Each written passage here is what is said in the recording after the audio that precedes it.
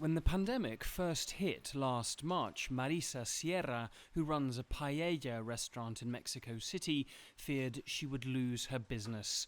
Yet 1 year later, she's selling more than ever. Her loyal client base has simply changed the way they buy from her, today through the DiDi food delivery app.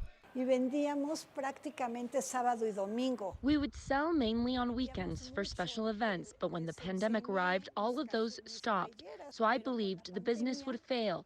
But the big surprise was that our clients began ordering every day of the week.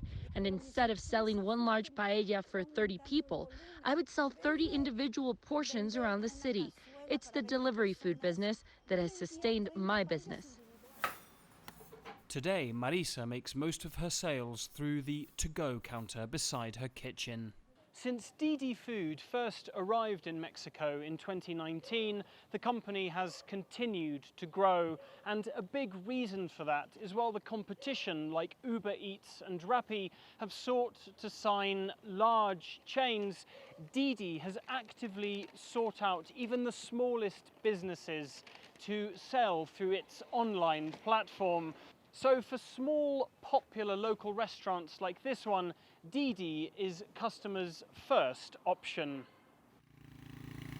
More than 35,000 restaurants, from international chains to tiny kitchens, are now trading through DiDi Food across 34 Mexican cities.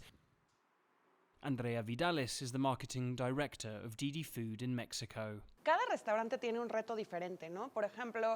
Every restaurant has its own challenges, and we have ensured that we have personal account managers to help restaurants get used to the technology. Because at DiDi Food, we understand that the only way for us to succeed is if our restaurant partners are succeeding.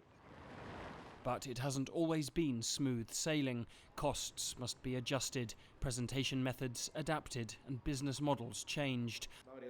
Francisco Fernandez is the president of the Mexican Restaurant Association. For home delivery services to have suddenly become so important overnight was difficult, particularly for restaurants who weren't set up for it already. Some businesses even ended up failing. But if clients are going to continue using these services, and we believe they will, then we are simply going to have to adapt to new methods. As the restaurant industry faces a different business landscape, even after the pandemic, it's companies like DiDi Food whose business models will help them to adapt. Alasdair, Baverstock, CGTN, Mexico City.